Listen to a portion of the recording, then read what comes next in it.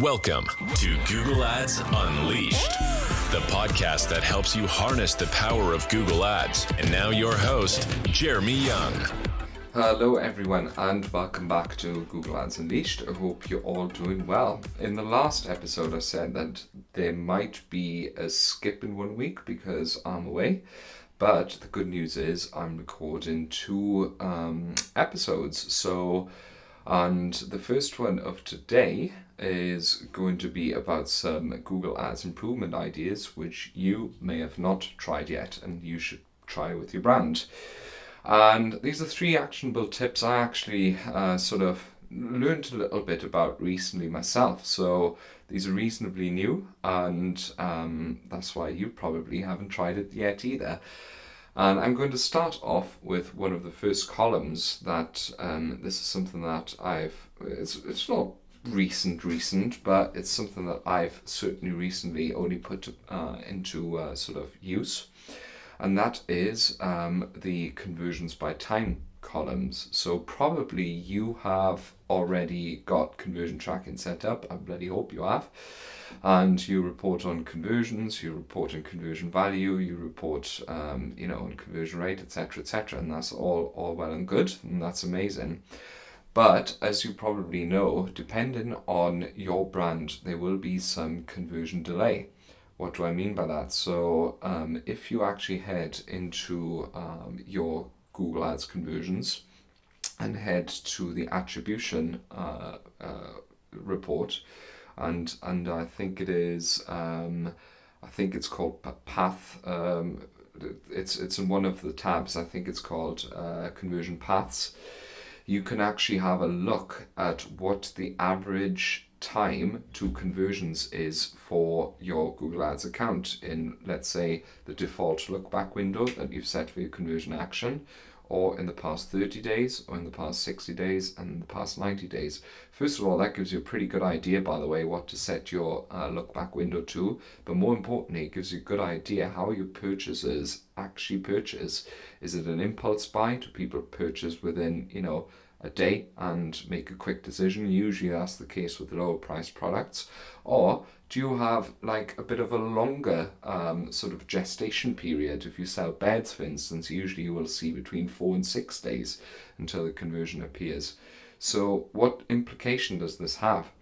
So if you look at, let's say, the last 30 days, right, and you want to understand, it's now the 3rd of May, and I want to understand how entire April is done for one client, let's say.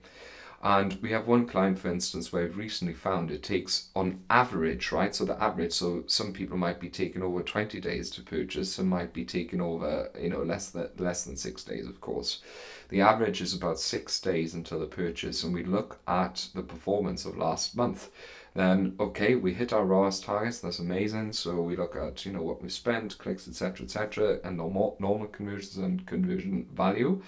But what this reports on is not actually what those clicks in that time will have generated in revenue, because of course the conversion delay on average is 6 days. So what this means is that, of course, now in May we will still get revenue from clicks that were generated in April. So what this does is you can actually go into your normal columns and then go onto conversions by conversion time and conversion value by conversion time. And what this report does, it actually shows you what the clicks and the spend that you've had in your set window will have generated, taken into account the conversion delay of your Google Ads account. Okay? What will you usually see? So especially with brands where you can see, hey, there is, massive conversion delay, you will see that usually the conversions by conversion time column will report more conversions and touch points actually happening than you will originally see using standard attribution. You will also see that you will generate more conversion value. Generally speaking, the longer the conversion delay, the more conversion value by conversion time you will have.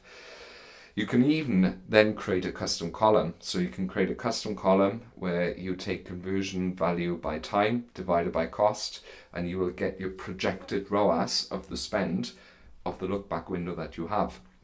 Okay, so bit of a sort of a mind bending exercise here, but what is the actual implication of this? The implication of it is relatively simple. It means you can scale more, because if you look at the last 30 days, or let's say you look at the last 2 weeks, right, and then you see, oh, okay, I've just hit my ROAS target with the normal conversion data, but actually you will have generated a lot more revenue because the revenue's yet to come in. That means you can spend more, right? To a reasonable amount, of course, a reasonable extent. So this is one of the sort of things that we now look at, and have made a default in our agency as well to look at things like that. Then the next tip that I want you to look at is PMAX URL exclusions, something that's totally underutilized. So when you run a DSA campaign, right, which is some of you, I've got actually an episode on DSA, so give it a listen.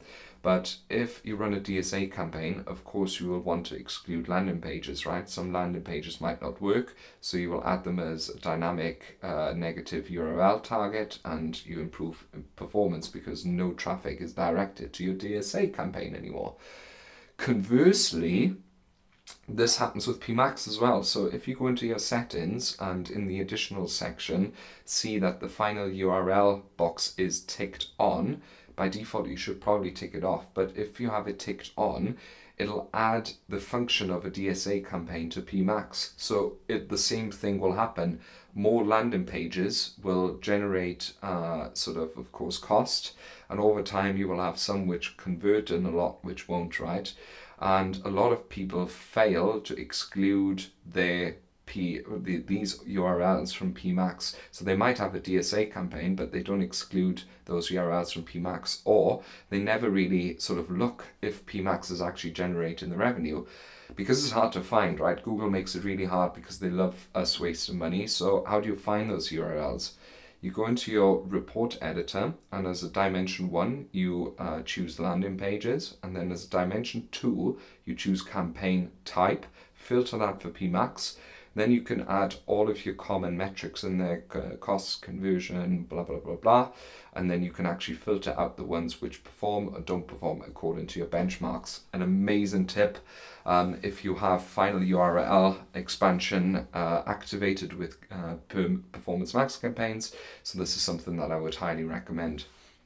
Then, a final tip, which I want to tell you about, is we call those fetch the rest shopping campaigns. So most of you will very likely, well, some of you might still have standard shopping running, and that's awesome. You know, nothing against quite the opposite, love standard shopping.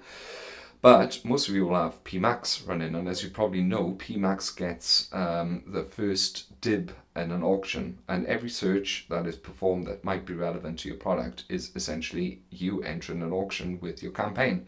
So PMAX would get the most of the spend. Now, most of the time, Performance Max runs on a conversion-based bidding strategy, of course, something like maximize conversions, target CPA, ROAS bidding, etc., etc. Now, Google is quite, let's say, conservative. So Google learns over time which search terms convert, and it'll keep sticking to those search terms and make your campaign appear for those search terms in order to keep hitting the ROAS target that you set it to, or the target that you set it to, right? Makes sense. Why would it try and venture into new stuff? Because it's not guaranteed to hit the result that you want to have.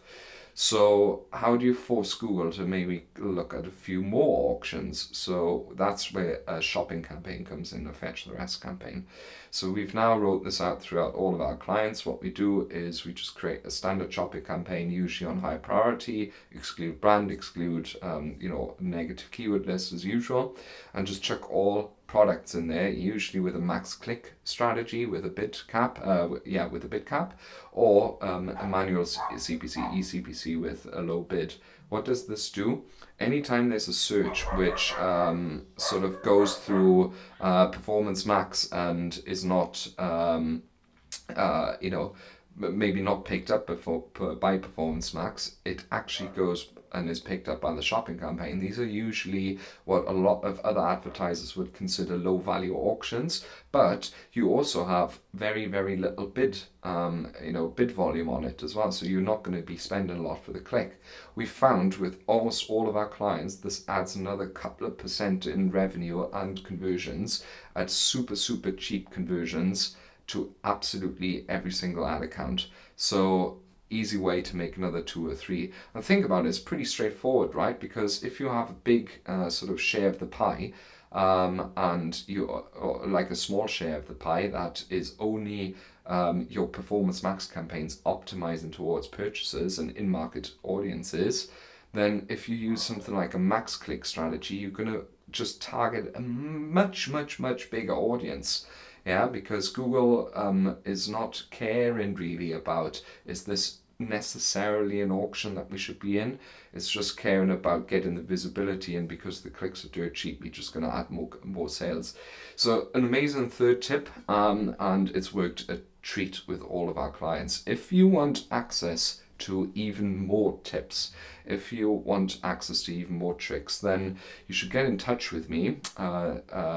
You can send me an email at jeremy@younganddigital.marketing. You can also leave an inquiry on the website. You can message me on Instagram, or you can find me on LinkedIn, Jeremy Young Google Ads. And we can either have a look at the ad account, and of course we offer management services, PPC management services, and we also offer one-to-one coaching. So if you're interested in any of that, then drop me a line. It's Jeremy Young here, your personal Google Ads specialist, and I hope you have an amazing week ahead. Thank you very much for listening, and I'll see you in the next episode. Thank you for listening to Google Ads Unleashed. Be sure to subscribe wherever you heard this podcast so you never miss a future episode. If you found value in today's podcast, please share it with others and leave a rating and a review. For more information or to connect with Jeremy, check him out online at www.younganddigital.marketing. Thanks again for tuning in, and we'll see you next time.